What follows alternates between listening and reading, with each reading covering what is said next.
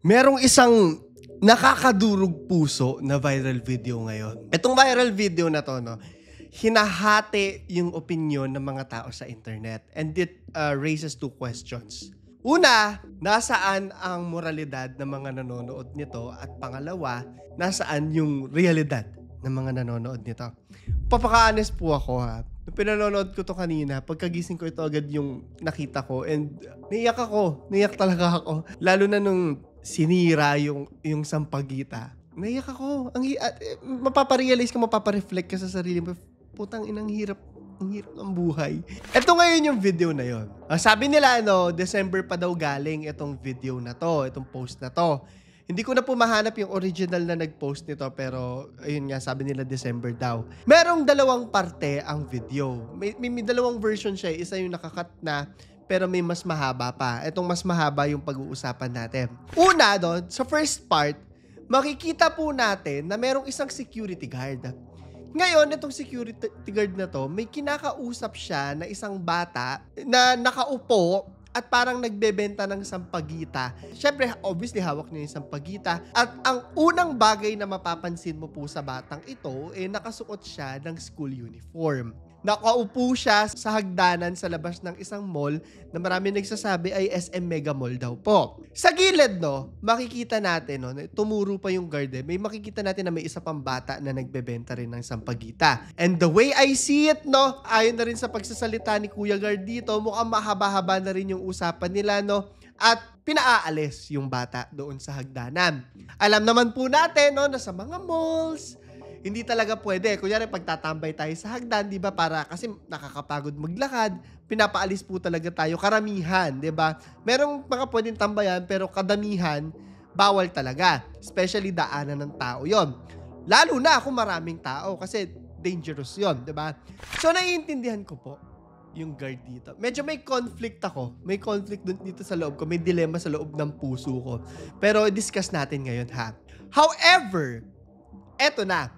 Sa pangalawang parte ng video, hindi na po namin ipapakita, I-describe ko na lang po sa inyo yung pangyayari. Siguro pakita na lang natin yung pagkasira noong sampagita. Pero dito sa second part, dadami na talaga yung magagalit. Dadami na talaga yung madudurog ang puso. Sa pag-a-attempt niya na paalisin ng bata, biglang nag-cut yung video na sinisira niya na nga yung binibentang sampagita hanggang sa nag-escalate na po. Hindi po namin pwedeng i-discuss dito sa YouTube. Alam niyo na po kung ano yung nangyari. So matapos ang lahat ng pangyayaring yan, sa dulo ng video, wala na sila nagawa, wala na rin nagawa yung bata, kundi lumayo na lang. Nakatingin sila sa isa't isa at naglakad na lang papalayo. Ulitin ko lang po na hati nga yung opinion ko dito. And I can never tell you 100% kung ano yung 100% na katotohanan dito sa pangyayaring to. Obviously, mas marami pa sana tayo nakikita kung buo yung video. Pero I can tell you, there is so much more to this story that we are not seeing. Ayun lang yung akin. At hindi ko masasabi kung ano yon. Disclaimer ko lamang po yan, However, at isang malaking however ito, kahit anong pagpapaikot ang kwento na gawin natin, kahit anong bersyon ng multiverse, wala po akong nakikita kung saan tama yung ginawa nung guard doon sa bata. Trabaho niya, naiintindihan ko po na trabaho to, yun talaga yung realidad nila. Kailangan nila magpaalis ng mga nanlilimos or mga nagbebenta. Yun yung reality nila. Pero nung ginawa talaga nung guard, adurog talaga yung puso ko. So, nandun na nga yung dilemma na sinasabi ko sa inyo. Kasi on one hand, trabaho lang talaga nila yan. Nilagay mismo talaga sila ng SM dyan para magpaalis nga ng mga nagbebenta, naglilimos. At sure ako, hindi lang dyan. Hindi lang sa SM. Actually, hindi naman ako nagagala ng SM Mega Mall. Sa mga ibang mga malls din po, madami din po. That's the reality. Hinar sila para paalisin dito mga to, di ba? Pero on the other hand, gusto lang kumita at kumain nung nagbebenta ng sampagita. And sure ako, alam nila na bawal doon, pero wala silang ibang choice kung hindi magbenta pa rin. Ayun yung harsh reality for the both of them. Pakikinggan natin yung dalawang side nila. Anyway, ito yung sumunod na nangyari. Napuno ng opinion ang internet. Sa TikTok, marami kang makikita ng mga galit na galit sa CQ. Sa Facebook, tad-tad yung mga comments, especially yung mga nakakatanda, 'di ba? Knee-jerk reaction nating lahat ay maging protective dun sa sinasaktan. Lalo't alam natin kung gaano kahirap ang buhay at gaano kahirap kumita ng pera. Tayo nga, di ba, na may mga trabaho, may kinikita, nahihirapan. Ako, aminado ako, lagi ko sinasabi na medyo nakakaluwag-luwag tayo sa buhay. Pero hirap, miski ako, hirap na hirap sa taas ng mga presyo ng mga bagay, ng mga pagkain. Simpleng pamasahe, di ba? Nakita ko yung LRT, hindi ko alam kung maipupush to, pero magiging 35 na daw. Tama ba ako? Yung pagkain, presyong ginto, simpleng gulay, di ba? Nakakalungkot na itong dalawang to, parehas lang na checkmate ng buhay. Titingnan naman natin yung opinion ng mga tao. Dalawa yan. Una nga yung pagiging protective. Gaya nito, sabi niya, wag naman ganyan buddy. Security guard din ako, pero di ganyan trato sa kapwa natin. Pwede ka kasuhan dyan. Walang magawa yung agency at SM mo pag batas ang kalaban mo. Sabi ko nga sa inyo, mali talaga yung guard doon. Ito naman sabi, paalisin mo lang. Pero wag mong ganunin. Tao din naman yan, naghahanap buhay. Ano ka ngayon, sikat ka na guard. Dapat turuan ka ng leksyon. Ito naman yung pangalawang uri ng opinion dito. Sabi niya, no, dapat full video.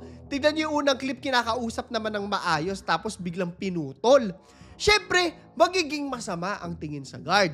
Dapat alam niya na ang bawal sa hindi. Kung pinagsabihan ka at nakakaintindi ka, susunod ka. Ganun lang kadali. Sinabihan niya pa yung nag-upload na dapat responsable daw ito sa mga pinopost nito. There are even comments may mga nagsasabi po na fake student daw to at humihingi ng simpatya kaya nakasuot ng pang-uniforme.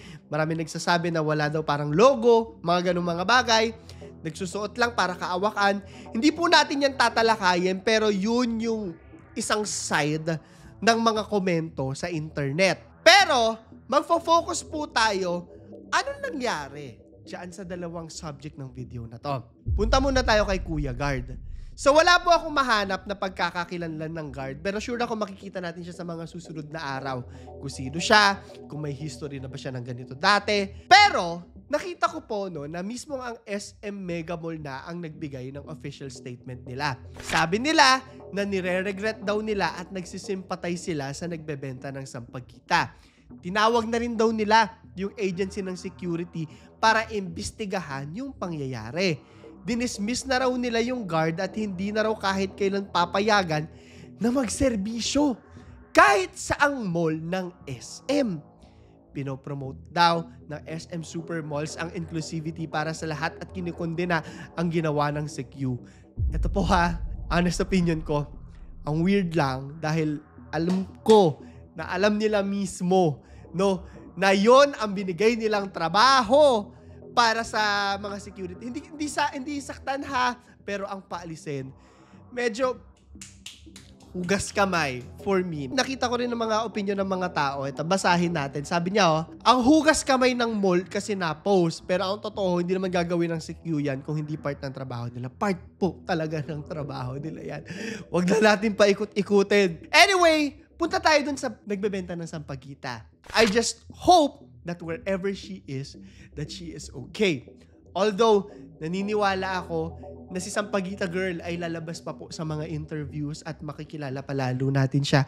At mas malalaman pa natin ang buong kalaliman ng kwentong ito. So may nabasa pa ako isang post, sabi, ito ha, mahirap maging mahirap.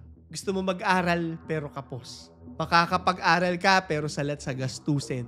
Gusto mo kumita pero hindi mo alam paano magsimula. I think our Breezy ata yung nag-post din. And may conflict sa puso ko kasi habang binabasa ko yan, no, si Sampagita Girl yung iniisip nating lahat. But I know that this also applies to dun sa security guard. I just hope na sana matuto rin siya. No? Mali talaga yung ginawa niya, sobra. At sana mabigyan pa rin siya ng pagkakataong makapagtrabaho ulit. The same goes para kay Sampagita Girl. Sana malagay siya sa punto ng buhay niya kung saan hindi niya na kailangan magbenta ng sampagita. Sana dumating yung punto ng buhay niya na wala na siyang iisipin kung hindi ang mag-aral lang, which is basic na karapatang pantao niya. Ang hiling ko, sana magkausap silang dalawa, magkapatawaran at matuto sa pangyayaring to na sigurado ako susubaybayan nating lahat sa mga susunod na araw. And at the end of the day, ang totoong kalaban po natin ay ang kahirapan at ang malalaking korporasyon na wala namang pakialam sa ating lahat. Ang bigat ang episode ngayon! Ang bigat! Kailangan ko i-shake it off. Yung Instagram ko tsaka yung TikTok ko, follow nyo po. Meron po tayong 1,000 Gcash giveaway. Sagutin nyo lang yung question of the day natin. Mag-like, subscribe at notification bell kayo. Ito na. Para tapusin ang video natin ngayong araw, tatanungin ko kayo, ano ang masasabi ninyo sa buong insidenteng ito? So yun lamang po. Ito si Clara III at ito ang aking kwento.